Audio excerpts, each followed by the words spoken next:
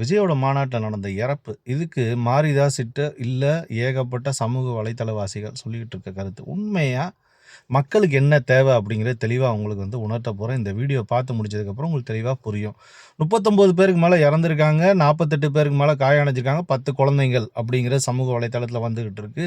மாரிதாஸ் உண்மையை பகிர்ந்துக்கிட்டு இருக்க ஒரு செய்தி பதிவாளர் அவர் என்ன சொல்லிட்டு இருக்காருன்னா, விஜயோட தாவேக்கா கொடியை கட்டினது வந்து ஏகப்பட்ட இடத்துல வந்து கட்டியிருக்காங்க. இது மூலியமாகவே என்னன்னு கேட்டிங்கன்னா, இந்த கீழே விழுகிறது, அப்புறம் அந்த கொடி மூலியமாக இது பண்ணிட்டு சரிஞ்சுக்கிட்டு விழுகிறது, இது மூலியமாக வந்து ஏகப்பட்ட பேருக்கான இறப்புக்கான சந்தர்ப்பம் இல்லை வந்து அசம்பாவ இதுக்கான சந்தர்ப்பம் நடக்கிறதுக்கான சாத்தியக்கூறு இருக்குது அப்படிங்கிறது மாரிதாஸ் வந்து அவங்களோட டீம் அமைச்சு இன்வெஸ்டிகேஷன் பண்ணி வெளியாகிட்டு இருக்காங்க. அது மட்டும் இல்லாமல் ஒற்றை அடி ஒரு அடி ஒரு வழி சாலையில் மட்டும் இந்த பாதையை கொடுத்துருக்காங்க. ஏன் 4 வழி சாலையை கொடுக்கல?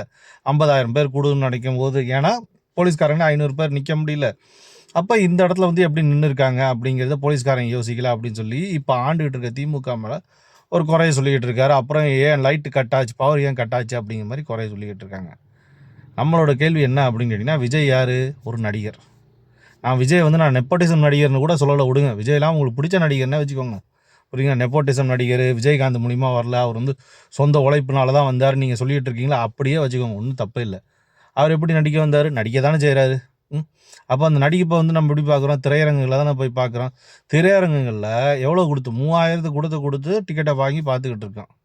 இப்போ நான் பண்ணிக்கிட்டு இருக்கேன், என்ன பண்ணிக்கிட்டு இருக்கேன்? யூடியூப்பில் பண்ணிக்கிட்டு இருக்கேன். இப்போ இந்த யூடியூப்பில் என்னோடய யூடியூப்பில் மேக்ஸிமம் எத்தனை பேர் பார்க்குறாங்க? நான்லாம் ஒரு ஆளா 9,000 பேர் பார்க்குறாங்க. சில இதெல்லாம் என்னென்னு கேட்டிங்கன்னா 1,00,000 கூட பார்க்குறாங்க. நான் என்ன மாதிரி இருக்கவனுக்கே வந்து 9,000, 10,000, 1,00,000 இந்த மாதிரி பார்த்துக்கிட்டு இருக்கும்போது விஜய் யூடியூப்பில் பண்ணால் எத்தனை லட்சம் இல்லை எத்தனை கோடி பார்ப்போம்? நீங்கள் கீழே இருக்க கமெண்ட் செக்ஷன் பாக்ஸில் கமெண்ட் பண்ணுங்கள். இதை பண்ண அப்படின்னால என்ன பண்ண போகிறாலோ ஏது பண்ண போகிறா அப்படிங்கிறது மக்களுக்கு சேவை செய்யணும்னு நினைக்கிற அரசியல்வாதி பண்ணலாம். இதுக்கு நீங்கள் இங்கேருந்து என்னன்னு கேட்டிங்கன்னா கோடிக்கணக்கில் வேனை செலவழிச்சு அங்கே போய் என்ன பண்ண போகிறாங்க அப்படிங்கிறது தெரில. இதில் ஒவ்வொரு ஊரில் வந்து என்ன கேட்டிங்கன்னா நீங்கள் வந்து இந்த ஊருக்கு என்ன முன்னேற்றத்தை கொடுக்க போகிறீங்கன்னு ஒரு 10 பேர் அந்த ஊருக்கு அனுப்பிச்சிட்டு இது தேவை இது தேவை, அதுக்கு நான் இதை பண்ண போகிறேன். ஃபார் எக்ஸாம்பிள் என்ன கேட்டிங்கன்னா வச்சுக்கோங்களேன், மலைவாழ் இதில் வந்து நான் மலைவாழ் ஏரியா இந்த என்னென்னு கேட்டிங்கன்னா கோடி, கம்பம் இந்த மாதிரி ஏரியாலெல்லாம் இது வந்து விஜய்க்கு மட்டும் இல்லை, எல்லா அரசியல்வாதிக்கும் சேர்த்து மலையை காக்க போகிறேன், மரத்தை காக்க போகிறேன், இதை காக்க போகிறேன்னு சொல்லிட்டு இருக்க எல்லா அரசியல்வாதியும் இதெல்லாம் பயன்படுத்திக்கிட்டு நல்லது. என்னோட இது வீடியோ முடியும் போது உங்களுக்கு தெரியும். ஒன்றும் இல்லை, மலையை காக்க போகிறோம் அப்படின்னு சொல்லிட்டு இருக்காரு பார்த்துருக்கீங்களா. அவங்கள மாதிரி ஆளுங்களாம் என்ன பண்ணலாம், இல்லை விஜயம் என்ன பண்ணலாம், டேய் நான் இன்றைக்கி போய்ட்டு ஒரு 20 மரம் இல்லை 30 மரம் நட போகிறேன்னு சொல்லிட்டு ஒரு நாள் நீங்கள் போய் இங்கே செலவு பண்ணிகிட்டு இருக்கிறது ஒரு ஏக்கரை வாங்குங்க, மரத்தை நட்டுங்க, நட்டுட்டு இந்த மரம் எப்படி வளருது அப்படிங்கிறது மாதத்துக்கு ஒரு வாட்டி காட்டுங்க, இல்லை 3 மாதத்துக்கு ஒரு வாட்டி காட்டுங்க. இந்த மரம் இப்படி நட்டுட்டு இருக்குது, நீங்கள் எவ்வளோ நட்டிங்கன்னு சொன்னால், நீ விஜய் மாதிரி ஆளுக்கு 20 மரம் நட்டான், அவன் ரசிகன் வந்து 200 மரம் நட்டுவான். அப்போ ஏகப்பட்ட ரசிகர் இது பண்ணுவான். அப்புறம் மாடை காட்டுறேன்னு போராட்டம் பண்ணிட்டுனா நான் ஒரு 2 மாடு வாங்கினேன்டா, இந்த மாடு மூலிமா என்னென்னா பால் கறந்து, அதாவது என்னென்னு கேட்டிங்கன்னா நம்மளுக்கு தேவை வேலை வாய்ப்பு.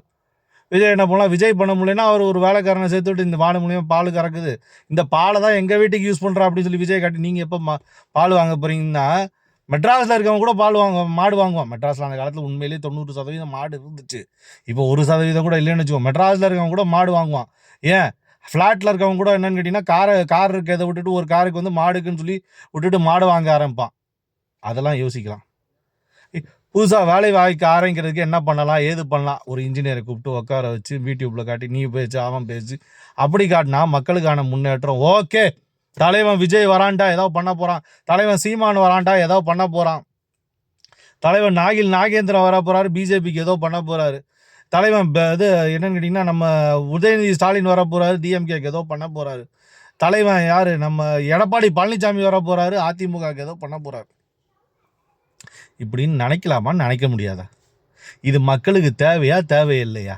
இதை உலகத்தில் இருக்க மற்ற எல்லா அமைச்சர்களும் பண்ணிக்கிட்டு இருக்காங்க. முன்னேற நாடு எல்லாத்தையுமே இதை தான் பண்ணிக்கிட்டு இருக்காங்க. சவுதி உட்பட இதை தான் பண்ணிக்கிட்டு இருக்காப்புல. சவுதி உட்பட ஒவ்வொரு விஷயத்தையும் வந்து பார்த்து இது பண்ணிக்கிட்டு அங்கே வந்து மன்னராட்சி நடந்துகிட்டு இருந்தாலும் அவங்க அதை பண்ணிக்கிட்டு இருக்காங்க, மக்கள் காட்டிகிட்டு இருக்காங்க, மக்கள் அதையும் விரும்பி பண்ணிக்கிட்டு இருக்காங்க. ஆனால் நம்ம ஊரில் தான் என்னென்னு கேட்டிங்கன்னா உன்ன முட்டாள்லேருந்து முட்டாள் நான் என்னென்னு கேட்டிங்கன்னா செல்ஃபோனில் இப்போதைக்கு பேசிகிட்டு இருக்கேன். இதெல்லாம் நான் வந்து சின்ன வயசில் ஐயோ நம்மலாம் வந்து டிவியில் வருவோம்மா, நம்ம மூஞ்சிலாம் அடுத்தவங்க பார்ப்பாங்களான்னு அப்படின்ட்டு இருக்க யோசிக்கிற காலெல்லாம் போய் 10,000 ரூபா செல்ஃபோன் வாங்கி ஃப்ரண்ட் கேமரா வச்சு ஆப்ரேட் பண்ணி உங்களுக்கு நான் மெசேஜ் கொடுத்துட்ருக்கேன். இந்த மாதிரி நவீன டெக்னாலஜி வரும்போது விஜய் அங்கே போயிட்டு 810 இருக்க மாதிரி நான் வந்து மாநாடு நடத்துகிறேன், அன்பில் நான் இது என்ன இவர் பாஜகவோட தலைவர் மாநாடு நடத்துகிறேன், நாம் சீமானோட தலைவர் மாநாடு நடத்துகிறேன், அதிமுக மாநாடு நடத்துகிறேன், திமுக மாநாடு நடத்துகிறேன். எதுக்குடா மாநாடு நடத்துறீங்க? இருக்க ரோடே சரியில்லை.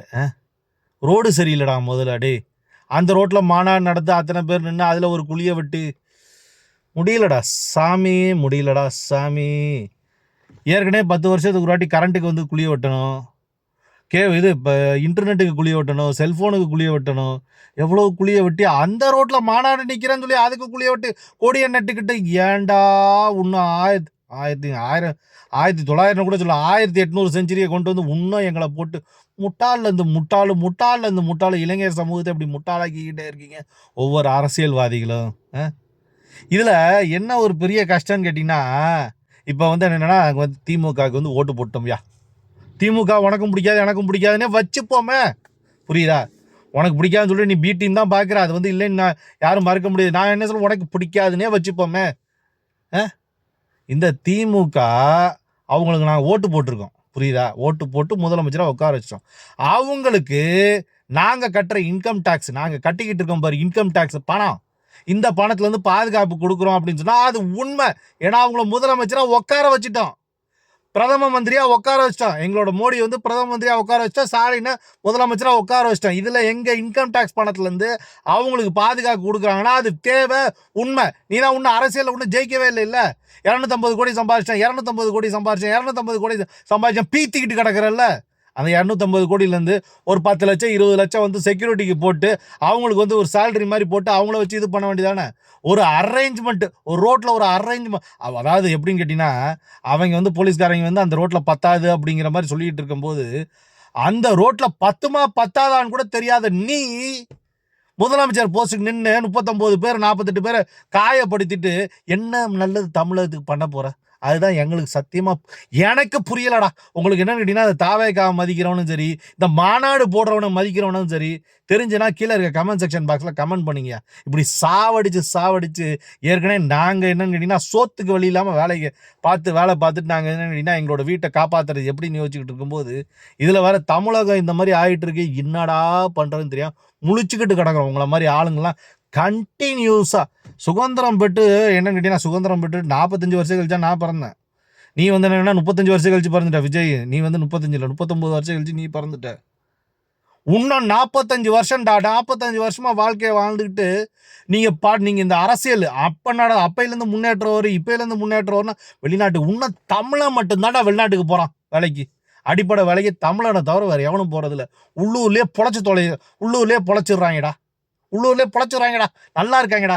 தமிழை மட்டும்தான் என்னமோ அரசியல் சினிமா நடிகருக்கு என்னமோ 250 கோடி 350 கோடி என்னமோ அவன்கிட்ட வாரி காசு இருக்க மாதிரி அவன்கிட்ட அள்ளி கொடுத்துக்கிட்டு இருக்காங்க.